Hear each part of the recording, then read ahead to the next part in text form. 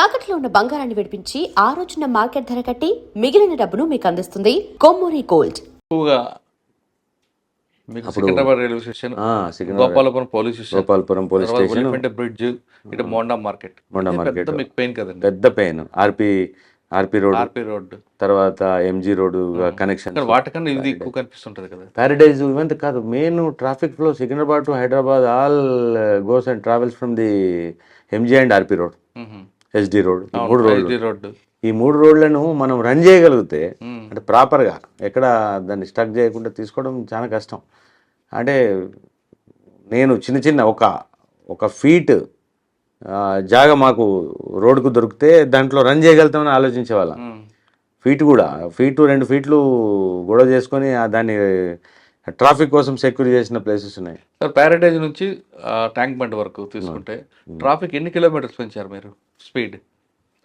Speed అండి, అంటే speed పెంచడం కనంటే ఆగుంటే అయితే నడిపించాం. స్పీడ్ పెంచాం అనకంటే ఆగుంటే అయితే జామ్ లేకుండా ఎట్టి పరిస్థితుల్లో. ఎందుకంటే ఒక సిగ్నల్ నుంచి ఇంకో సిగ్నల్, అప్పుడు యూటర్న్స్ లేవు, కంపల్సరీ సిగ్నల్ ఉండేది. ఇప్పుడు మేము గాస్మండి సిగ్నల్, బాటా సిగ్నల్, తర్వాత బైబిలవ్ సిగ్నల్, తర్వాత ప్యాట్నీ సిగ్నల్, ఎస్బిహెచ్ సిగ్నల్, ఈ 1.5 2 కిలోమీటర్స్ లోపల 5 సిగ్నల్స్ ఉండేవి. కానీ ఫ్లో కూడా, ట్రాఫిక్ ఫ్లో కూడా విపరీతంగా ఉండేది. అదంతా మార్కెట్ ఏరియా. ఒకటే కాకుండా మీకు ఎలిఫెంట్ బ్రిడ్జ్ దగ్గర కూడా పెద్ద ప్రాబ్లం, అక్కడ కూడా చాలా ప్రాబ్లం పడిందంటే, వర్షం పడదంటే అక్కడ ప్రాబ్లం అయ్యేది. అంటే మేము పక్కన పక్కన మహంకాళి, తర్వాత ఇటు బేగంపేట్ అండ్ మారేడ్పల్లి, అంతా కోఆర్డినేటెడ్ వర్క్ నడిచేదండి ట్రాఫిక్లో. అప్పుడు అడిషనల్ సిపి ఆనంద్ సార్ ఉండేది, సివి ఆనంద్ గారు. ఇక సివి ఆనంద్ సార్కి అయితే మాకు మొత్తం అంతా సిటీ వాళ్ళమే కాబట్టి, ఇక్కడ వాళ్ళం కాబట్టి మొత్తం కాస్త అవగాహన ఉన్న ఏరియాస్ కాబట్టి బాగా ట్రాఫిక్లో చాలా, అంటే సారు కూడా టఫ్గా ఉండేవాడు, సపోర్టింగ్ ఉండేవాడు మాకు కూడా. సార్, ఆ టైంలో పబ్లిక్ ట్రాఫిక్ సెన్స్ ఉంది అనుకుంటారా? తక్కువ అండి, ట్రాఫిక్ సెన్స్ ఉండదు. కానీ కొంత అంటే మనము గట్టిగా పనిచేస్తే ఈ చాలన్లు జోలికి పోకుండా, అంటే అది అవసరమే, అది లేదు. ట్రాఫిక్ ఇంప్లిమెంటేషన్ ఎన్ఫోర్స్మెంట్కి ఇచ్చేవారా, ఎడ్యుకేషన్కి ఇచ్చేవారా? నేను తక్కువ అండి, నేను పర్టికులర్గా ఎన్ఫోర్స్మెంట్కి తక్కువ వాల్యూ ఇచ్చేవాడిని, నడిపించేవాళ్ళం. కానీ చేసే 10 కేసులైనా టఫ్గా చేసేవాళ్ళం, ఎదుటోడు ఎవడైనా ఉండే. ఎడ్యుకేషన్ చేసేవాళ్ళు, ఎడ్యుకేషన్ తర్వాత ఇంప్లిమెంటేషన్ కూడా. ఎడ్యుకేషన్ కంటే ఇంప్లిమెంటేషన్, ఎంవీ యాక్ట్ కూడా చాలా మంది చిన్న చూపు. ట్రాఫిక్ అనగానే ఏముందిలే, ట్రాఫిక్ ఆఫీసర్ కదా, ట్రాఫిక్ ఇన్స్పెక్టర్ అనగానే వాడికి ఏమి పవర్స్ లేవనుకుంటారు. On power with all the L and O ఆఫీసర్కి ఏం పవర్ ఉంటుందో వీడికి అదే పవర్ ఉంటుంది. సార్, ట్రాఫిక్లో మీరు ఉదయం నుంచి పనిచేస్తారు, 8 అవర్స్ డ్యూటీ. కానీ మీ వాళ్ళందరూ 12 గంటలు పనిచేసే రోజులు కూడా ఉంటాయి. లాస్ట్ మూమెంట్లో వాడు వచ్చి ఏదో మాట్లాడి ఇరిటేషన్తో చాలా ఇరిటేషన్. అది ఎంత ఆ పేషెన్స్ ఎలా తీసుకొస్తారు? పేషెన్స్ బండి ఆపగానే మీ పేరు అడుగుతాడు, అన్ని రకరకాలు ఉంటాయి కదా. పేరు అడుగుతారు, అన్ని అడుగుతారు. మన ఉద్యోగం మార్నింగ్ సెక్షన్ లో అంటే కొంచెం ఎనర్జీ ఉంటుంది, అది క్రమేపీ తగ్గుతుంటే అన్నట్టు కరెక్ట్. ఖచ్చితంగా అందరు ఆఫీసర్లకు అక్కడ బీపీలు షుగర్లు వచ్చేస్తాయి. ట్రాఫిక్ లో గిట్ట ఒకవేళ దిల్తో పనిచేస్తాం, మనం కూడా క్యాజువల్గా పనిచేస్తే ఏముండదు, కానీ దిల్ మీద పనిచేస్తే చాలా ఇరిటేషన్ ఉంటుంది. ఎందుకంటే లా అండ్ ఆర్డర్లో మేము కూర్చొని ఉంటాం, వచ్చినోడు నిలబడి మాట్లాడు. సపోజ్ వచ్చినోడు మన ప్లేస్కి వచ్చి మాట్లాడతారు కాబట్టి వాడు కంట్రోల్ ఉంటాడు. ట్రాఫిక్లో మేము వాని ప్లేస్కి వెళ్తాం, రోడ్డు మీద వాడు కూర్చుంటాడు, మేము రోడ్డు మీద మేము నిలబడి ఉంటాం కాబట్టి వానికి మనం చాలా చిన్న చూపు కనబడు. వాడు చాలా ఎక్కువ మాట్లాడతాడు. సినిమాలో వారెంట్ ఉందా అని అనే టైప్లో మాట్లాడుతుంటారు. వారెంట్ ఉండవు, arrest is arrest even that arrest is there in the MV act also. చాలా మందికి ఏం తెలియదు అంటే ఎంవీ యాక్ట్లో కూడా అరెస్ట్ చేయొచ్చు, ఉండొచ్చు, కానీ వాళ్ళ తెలియదు. ఎంవీ యాక్ట్లో అరెస్ట్ చేయొచ్చు. అరెస్ట్ చేసే క్రమంలో రెసిస్ట్ చేస్తే మేము ఫోర్స్ యూజ్ చేయొచ్చు, అంటే 2 వీకొచ్చు. అవును, అంటే force, using of the force. చాలా మంది ఏమంటారు, కొట్టడం మాకేమి షోకై కొట్టరండి, ఎవడు షోకై కొట్టడు. ఓన్లీ ఎప్పుడైతే మాకు విధులకు ఆటంకం కలిగిస్తాడో, మేము అప్రహెండ్ చేసేటప్పుడు అడ్డం పడతాడో అప్పుడే మేము ఫోర్స్ యూజ్ చేస్తాం తప్ప అడ్డంగా మాకేమి పని లేక ఫోర్స్ ఎవడు యూజ్ చేయడం. లేని కోపాన్ని ఎందుకు తెచ్చుకుంటారండి ఆఫీసర్ కూడా? లేని కోపం కాదు, చాలా కోపం ఉంటే మా వాళ్ళు ఇంకా చాలా కంట్రోల్ ఉంటారు. ఉన్న కోపం తెచ్చుకుంటే ఎవరు ఉండడు, కదా, చాలా ఇరిటేషన్ తీసుకొస్తారు. చాలా మాట్లాడుతారు. జనరల్గా ఎంబీ యాక్టే కాకుండా మీకు విధులు కట్టుకున్నందుకు 353 ఉంటుంది, ఇందులో 179 ఉంటుంది. That is all CV Anand sir body camera పెట్టారు, బాడీ కెమెరా స్టార్ట్ చేశారు. దానివల్ల బెనిఫిట్ వచ్చింది. అంటే ఎదుటోడు బిహేవియర్ అర్థమవుతుంది. చాలాసేపు ఏం చేస్తారంటే వాడి బిహేవియర్ ఎవడు చెప్పుకోడు, మా పోలీస్ వాళ్ళ మీద నెపం నెట్టేస్తారు. అవును. ఏమని పోలీసు వాడు అది తిట్టాడు ఇది తిట్టాడు చేయి చేసుకున్నాడని. ఫస్ట్ వాడు చేసిన పని ఎవడు చెప్పడు. ఇప్పుడు నేను మీకు ఒక ఎగ్జాంపుల్ చెప్తాను. ఒక వెహికల్ ఒక దగ్గర సిగ్నల్ జంప్ అయి వెళ్తుంది. నేను ముందు ఉన్నాను, ఏంటి వీడు సిగ్నల్ జంప్ ఇంత అడ్డంగా చేసి వెళ్తున్నాడని ముందు సిగ్నల్ ఆపుకొని నేను చేసి అక్కడికి పోయా. అప్పుడు అలా పోయేవాళ్ళం, ఇప్పుడు ఎవరు పోవట్లేదు అని. ఆగిన తర్వాత చూస్తే వాడు వెహికల్ మీద అంటే లగేజ్ ఉంది. జస్ట్ వాడు యూఎస్ నుంచి వస్తున్నాడు. యూఎస్ నుంచి వస్తున్న క్యాండిడేట్ కూడా మన కంట్రీలో దిగగానే మనకి లా బ్రేక్ చేయాలనిపిస్తుంది. అక్కడ నోరు మూసుకొని పని చేస్తారు. అక్కడేమో చాలా అద్భుతంగా పనిచేస్తుంది. అసలు యూఎస్ లో ఎంత బాగుంటది, ఇలా అంటే అలా పట్టుకుంటారు పోలీసు వాళ్ళు, అలా అంటే ఇలా పట్టుకుంటారు అని కథలు చెప్తారు ఇక్కడికి వచ్చి. ఇక్కడ లా బ్రేక్ చేయకపోతే అసలు వాళ్ళకు మనసు ఒప్పదు. నేను అదే అన్నా, మీరు యూఆర్ జస్ట్ ఇప్పుడు నీ లగేజ్ చూస్తే ఎక్కడి నుంచి వస్తున్నాడు యూఎస్ అన్నాడు. ఏంటంటే అక్కడ ఆ కంట్రీలో అంత బాగుంది, ఇలా ఇంత బాగుంది అంటాడు. అంటే నీకు భారతదేశం మీద మన కంట్రీ మీద అడుగు పెట్టగానే అంటే ఉప్పొంగుతుంది ఉత్సాహం, సిగ్నల్ జంప్ చేసి అట్లా పోతున్నా అంటే సారీ సార్ అన్నాడు. సారీ అంటే పంపించేసాం, అది వేరే. కానీ కొంతవరకు బెటర్ అంటే యూఎస్ అతను కాబట్టి, అంటే యూఎస్ కనీసం అక్కడ ఇక్కడైతే ఆయనకి ఆర్గ్యుమెంట్ అది హక్కు. అది సార్ ట్రాఫిక్ ఇంకొక ప్రాబ్లం ఉంటుంది, drunk and drive. Drunk and drive అది అంటే లక్కీలీ డ్రంక్ అండ్ డ్రైవ్ కూడా మాకున్న అనుబంధం ఏంటంటే, డ్రంక్ అండ్ డ్రైవ్ ఎప్పుడైతే ఇప్పుడు ఈ రోజు ఉన్నటువంటి సిరీస్ ఆఫ్ డ్రంక్ అండ్ డ్రైవ్ని సివి ఆనంద్ గారి సార్ టైంలో మనము స్టార్టింగ్ అప్పుడు 2000 might be 11, I think it is 11 or 12 తీసుకొచ్చే క్రమంలో దీన్ని ఎట్లా ఇంప్లిమెంట్ చేద్దాము అని అనుకునే సారు డిస్కషన్లో మేము కూడా ఉంటాం. ఒక 3-4 ఆఫీసర్స్ ఉన్నప్పుడు ఇది 185 సెక్షన్, నాకు తెలిసి సెక్షన్ 185 అలా ఏబి ఉంటుంది.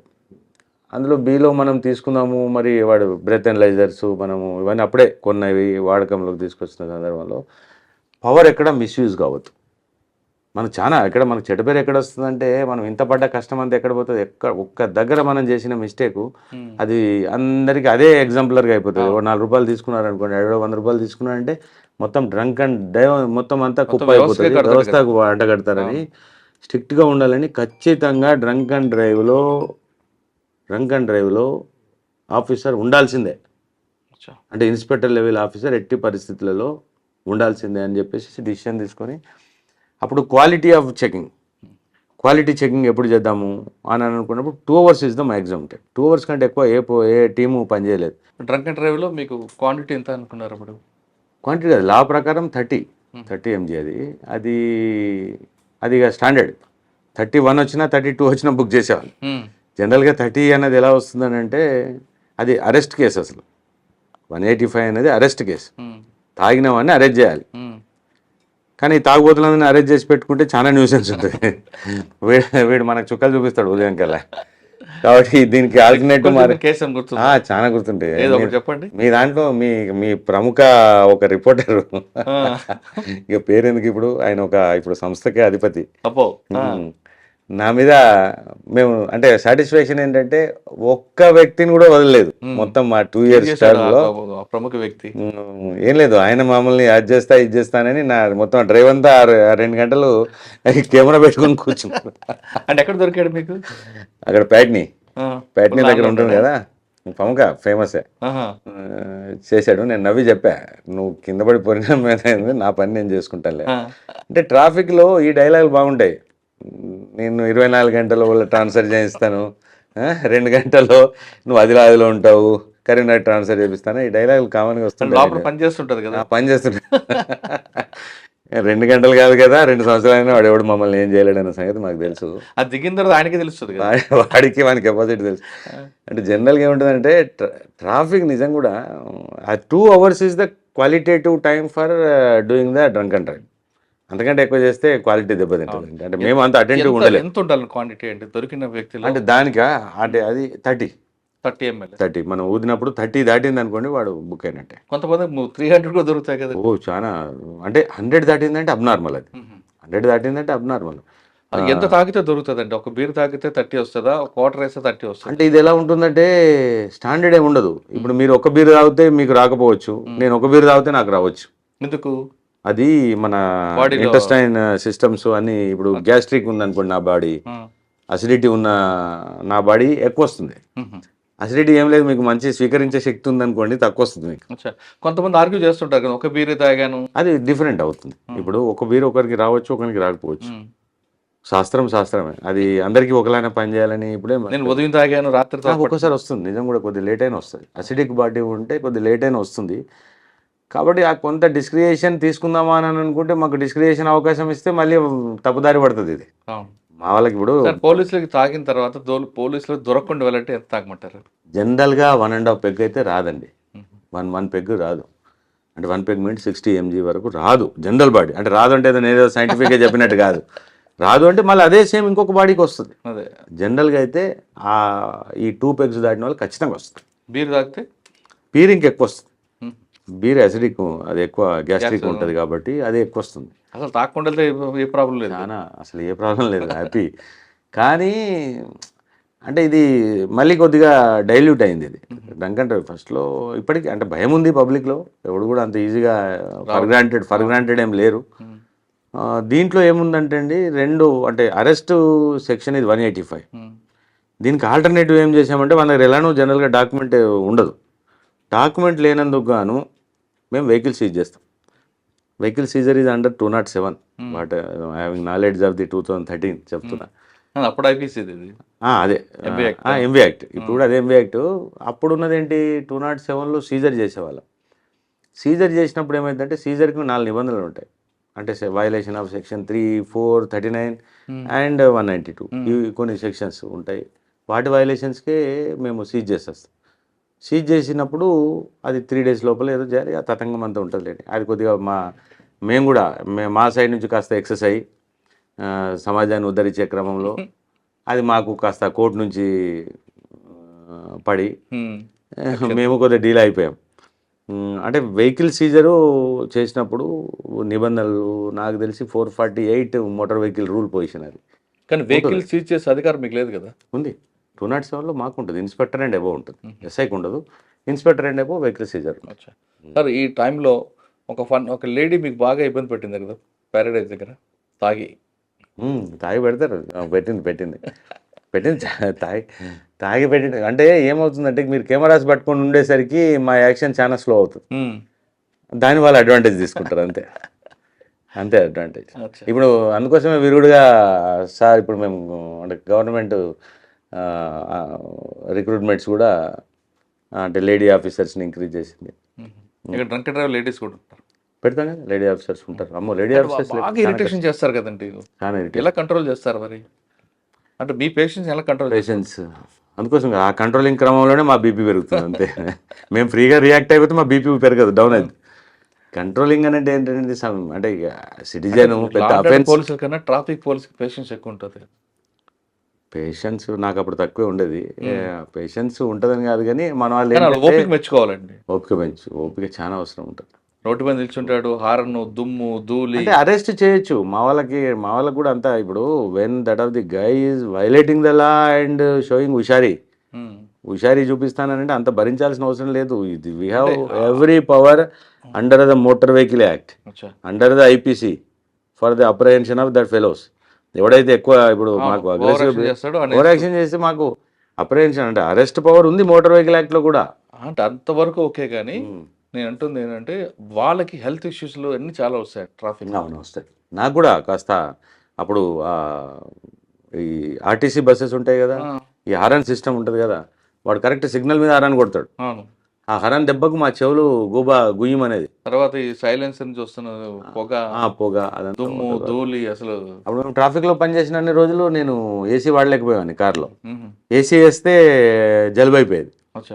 అంటే ఈ పొల్యూటెడ్కి బాడీ అలవాటు అయి ఉంటుంది కాబట్టి అప్పుడు మనం కూల్గా ఏసీలో కూర్చుంటే నడవకపోయేది. కానీ చాలా సాటిస్ఫాక్షన్ ఉండేనండి ట్రాఫిక్. అంటే సార్ సివి ఆనంద్ సార్ ఒక మాట అన్నారు, మనం ఎక్కడ పని చేసామని కాదు, పోయిన తర్వాత మనం అక్కడ ఏం చేసి వచ్చాము అన్నది సాటిస్ఫాక్షన్ ఉంటుంది. నిజంగా అది నేను Patny circle, clock tower circle development, Patny circle అంతా మేము ఒంటి చేత్తో మేము చేసింది అది ట్రాఫిక్ వల్ల. ప్యాట్నీ సర్కిల్ డెవలప్ చేసాము. అంతా అసలు చిన్నగా ఉండేది. ఆ ప్యాట్నీ నుంచి మనం టువార్డ్స్ క్లాక్ టవర్ నుంచి టువార్డ్ ప్యారడైజ్ పోవాలంటే 25 feet రోడ్ అది. ఇప్పుడు ఎంత ఉన్నంతలో ఇంజనీరింగ్ డిపార్ట్మెంట్ కదా, మీది కాదు కదండి అది. మా దాంట్లోనే ఇంజనీరింగ్ ఉంటుంది. మేము ఉండి నిలబడి పీకిచ్చాం. అచ్చా అచ్చా. అప్పుడు ఇలానే మీరు అన్న డైలాగే ఆ. సేమ్ జిహెచ్ఎంసి ఎవరి రోడ్ అది, జిహెచ్ఎంసి ఎవరైతే రోడ్ మనకి ఇస్తుందో ఆ road pertains to the nothing but traffic. Hmm. Traffic officer వాడి రోడ్లుగా నా రోడ్ అని ఫీల్ అయితే కదా నాకు దాని మీద అధికారం వచ్చేది. అవును. అక్కడ ఇప్పుడు చందన బ్రదర్స్ అని అప్పుడు ఉంది. అది ఉంది కదా, అది అవును. అప్పుడు వాడు బిల్డింగ్ పర్మిషన్ తీసుకున్నాడు మ్మ్. కట్టేది. ఇప్పుడు అది కొత్త కాంప్లెక్స్ అయిపోయింది. పర్మిషన్ తీసుకున్న దగ్గర ఆ రోడ్ కటింగ్ చేసి మార్క్ పెట్టి వాళ్ళకి పర్మిషన్ ఇస్తాం. మ్మ్. జిహెచ్ఎంసీ ఇప్పుడు ఒక 10 ఫ్లోర్లో 5 ఫ్లోర్లో పర్మిషన్ తీసుకున్నాడంటే ఆ రోడ్ కటింగ్ కొత్త కటింగ్ అనేది ఇప్పుడు 100 ఫీట్ రోడ్డు, 100 ఫీట్ రోడ్డుకి ఎగ్జిస్టింగ్ రోడ్ 25 ఫీటే ఉందంటే 25 రోడ్ కట్ చేసుకొని తర్వాత అక్కడ నుంచి సెట్ బ్యాక్స్ తీసుకొని జిహెచ్ఎంసీ వాళ్ళు పర్మిషన్ ఇస్తారు. మ్మ్. ఆ పర్మిషన్ ఇచ్చారంటే అర్థం ఏంటి, ఆ 25 feet pertains to the traffic అవును, మీకు ఇవ్వాలి అది. మాకు ఇవ్వాలి. అది మ్మ్. మేము లాక్కునే వాళ్ళం అప్పుడు నేను ఉన్నప్పుడైతే. ఆ. పోయి ఎక్కడెక్కడ ఎవడైతే కొత్త బిల్డింగ్లు కడుతున్నా అని చూసుకుంటే వెళ్ళేవాడిని. కొత్త బిల్డింగ్ కడితే ఆ ఎదురుగా నిలబడి ఆ 25 ఫీట్ గొలుసుకొని రోడ్ తీసుకునేవాడిని. ఆహా. తీసుకుని ఆ రోడ్ వేయించి జిహెచ్ఎంసీ వాళ్ళతో రోడ్ యూజ్ చేసాం. అచ్చా. చాలా మటుకు ఏం చేస్తారు, ఇది పట్టించుకోకుండా వాడు బిల్డింగ్ అంతా అయిపోయి 5 ఏళ్ళు కట్టుకుంటూ కూర్చొని 5 ఏళ్ళ తర్వాత అటు ఇటు చూసి ఎవడు పట్టించుకోకపోతే మళ్ళీ దాని మీద పూల కొండలు పెట్టి మ్మ్. దానికి అది ఇది అడ్డం పెట్టి ఇప్పటికి ఇంకా వాళ్ళే వాడుకుంటున్నారు. అవును. అవన్నీ ట్రాఫిక్లో మనం సెక్యూర్ చేసుకోగలిగితే we can somewhat run the road hmm. In a good way. మరి కొంతమంది రెడ్ కార్పెట్ వేసి వాళ్ళ కార్లు మాత్రం పెట్టుకోవడం. ఆల్ కార్లు అవన్నీ నడవవు మ్మ్. ట్రాఫిక్లో. అది మా కన్సర్న్ మా డ్యూటీ అది. మ్మ్. ఎస్హెచ్ఓగా మేము కానీ లాక్కోవాల్సిందే. వాస్తవంగా సార్ పబ్లిక్ కి ట్రాఫిక్ పోలీసుతో ఎక్కువ అవసరం ఉంటుంది ఇట్లా అంటారు కన్నా. Traffic is the face of the police అండి. అవును. Traffic is the face of the police.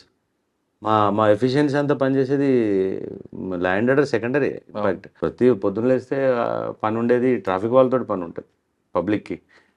ఓదో 10% ఏది 2-3% వరకు మాత్రమే ల్యాండ్ ఆర్డర్ తోటి పని ఉంటుంది. 100 కొట్టాడు తిట్టాడు. కొట్టేది తిడితే 2%. అవును. బట్ వెరాజ్ ద టోటల్ 100%. 100% యూటిలైజేషన్ ట్రాఫిక్దే. అవును. ట్రాఫిక్ వాళ్ళు అందుకోసమే అంటే అప్రిషియేషన్ పోలీసింగ్కి రావాలంటే ట్రాఫిక్ తోటి చాలా వస్తుంది. సార్ ట్రాఫిక్ దగ్గరికి వచ్చారు.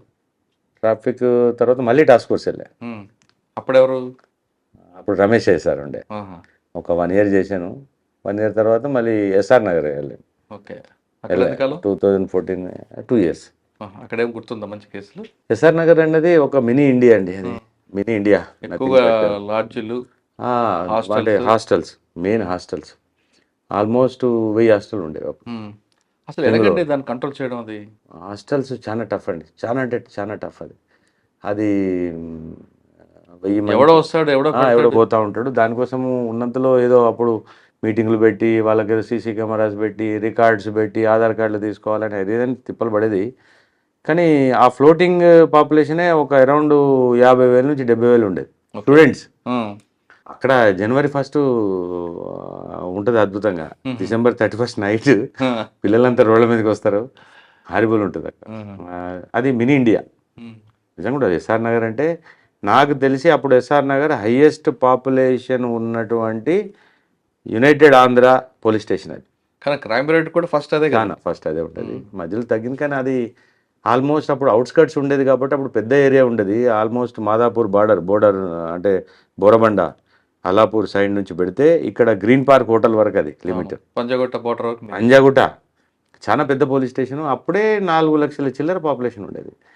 నాకు అప్పుడు ఎలక్షన్స్ నేను చేశాను అక్కడ 300 బూత్లు, 300 బూత్స్. ఇప్పుడు నార్సింగి నా డివిజన్ అంతా కలిపితే 200 లేవు, 200 బూత్స్ లేవు. అప్పుడు ఓన్లీ ఒక పోలీస్ స్టేషన్ 300 బూత్లు ఉన్న పోలీస్ స్టేషన్. అంటే 2 సంవత్సరాలు కంప్లీట్ చేశారు అక్కడ? చేయలేదు, చాలా కష్టంగా చేశాను. అంటే నేను విల్ఫుల్గా అక్కడ నుంచి వెళ్ళిపోదామని చాలా ట్రై చేశాను. అంటే ఎందుకు వర్క్ లోడ్ ఎక్కువ? వర్క్ లోడ్ కాదు, ఎందుకో నాకు నచ్చలేదు. నేను వెళ్ళిపోదామని అనుకున్నా. లూప్ లైన్ సాధారణంగా ఎస్ఆర్ నగర్ పొల్యూషన్ అంటే అందరు చాలా కోరి పోతారు, బాగా కవర్లు వస్తాయి అనుకుంటారు. పోయారు. కానీ నాకెందుకో మొదటి నుంచి అది నాకు అప్పుడు అనురాగ్ శర్మ సార్ నాకు ఎస్ఆర్ఆర్ పోస్టింగ్ ఇచ్చారు. నేను సార్కి ఇమీడియట్గా 2వ రోజు పోయి అడిగా, సార్ నాకు చిన్న పోలీస్ స్టేషన్ ఏదైనా మాంకాలి మార్కెట్ లాంటి చిన్న పోలీస్ స్టేషన్ ఇవ్వండి, అది చాలా పెద్ద పోలీస్ స్టేషన్ సార్ అని అంటే, లేదురా నువ్వు అక్కడికి వెళ్ళి అక్కడే పని చేయన్నాడు. అప్పుడు ఆఫీసర్లు ఒకసారి పోస్టింగ్ ఇస్తే వెనకకి తగ్గేవాళ్ళు కాదు. ఇంకా తప్పదనుకుని వచ్చి చేశాను. తర్వాత అప్పుడు మళ్ళీ మహేందర్ రెడ్డి సార్ వచ్చినాక మళ్ళీ వేరే లెవెల్లో ట్రై చేశాను. నేను ఎస్ఆర్ నగర్ నుంచి వెళ్ళిపోవాలి లూప్ లైన్కి. జిహెచ్ఎంసీ విజిలెన్స్ కోసం అని విజిలెన్స్ చేయించుకున్నాను నేను. అప్పుడు అక్కడ నా సీనియర్ సత్యనారాయణ సార్ అప్పుడు జిహెచ్ఎంసీ విజిలెన్స్లో చేశారు. మ్మ్. మంచి మిత్రుడు కాబట్టి అప్పుడప్పుడు వెళ్ళేవాడిని. ఆ కంఫర్ట్ అనిపించింది అది. మంచి చాంబర్ గట్రా బాగానే ఉండేది. ఇదేదో బెటర్ ఉన్నట్టుంది విజిలెన్స్, ఈ ల్యాండ్ ఆర్డర్ ఎక్కడ అని చెప్పేసి వెళ్ళిపోదామని చాలా ట్రై చేయాల్సి వచ్చింది. పోయేందుకు నేను పోస్టింగ్ కోసం కాదు, ఎస్ఆర్ నగర్ నుంచి బయటపడాలి. బయటపడాలి అని అంటే ఒక 1 year సీరియస్గా ఎఫర్ట్ చేస్తే తప్ప మహేందర్ రెడ్డి సార్ నన్ను వదలలేదు. మ్మ్. సార్ ఆఖరికి కోపం చేసి తిట్టి, నీకు చాలా ఎక్కువ అలవాటు అయిపోయింది లూప్ లైన్, ఎప్పుడు నువ్వంటే లూప్ లైన్ అంటున్నావు అని చెప్పేసి, లేదు సార్ కంపల్సరీ నేను పోతాను సార్ అని గొడవ చేసుకుని బయటపడ్డా. మ్మ్. ఎస్ఆర్ నగర్ కూడా పెద్ద పోలీస్ స్టేషను, అన్ని మతాలు అక్కడ ఏముంది, అదే మినీ ఇండియా అన్నారు ఇన్ కదా. ఇండియా సిక్ మ్మ్. కమ్యూనిటీ పెద్దగా ఉంటుంది. మ్మ్. లోకల్ తెలంగాణైట్స్, ఆంధ్ర ముస్లిమ్స్, సుల్తాన్ నగర్, ఎర్రగడ్డ అదంతా ముస్లిమ్స్ ఏరియా. అవును. చాలా పెద్ద అన్ని area. బాగుంటాయి కానీ అక్కడ ఒకటే హాస్టల్ నుంచి డబ్బులు వస్తాయి అనేది ఎక్కువ వెళ్తుంటారు చాలా మంది. డబ్బులు వస్తాయి సార్, డబ్బులు తీసుకోవాలనుకున్నాడు ఎక్కడైనా వస్తాయి. మీకు ఇంకొకటి చెప్తున్నాను పోలీసులో ఫ్యాక్టర్, తీసుకోను అన్నోడికి ఎక్కడ రా, రాదు. సాతగానోడికి అంటే అంటారు చూడండి, ఆడు వేడున్న ఇప్పుడు తైలంబు తీయవచ్చు అనే టైపులో వాడు తినాలనుకుంటే తీయాలనుకున్నాడు ఎక్కడైనా చేసి, కమాటిపుర కాలపత్తాలు కూడా సంపాదించిన వాళ్ళు ఉంటారు. అవును. కాస్త ఏమంటారు షాన్కి వాల్యూ ఇస్తే రాదు, ఎక్కడ ఉన్నా రాదు, వాల్యూ ఎక్కువ, హ్యూమన్ వాల్యూస్, మనం పనిచేసిపోయిన దగ్గర మనకున్న విలువ ఏంటి అన్న దాన్ని బట్టి ఆధారపడి ఉంటుంది.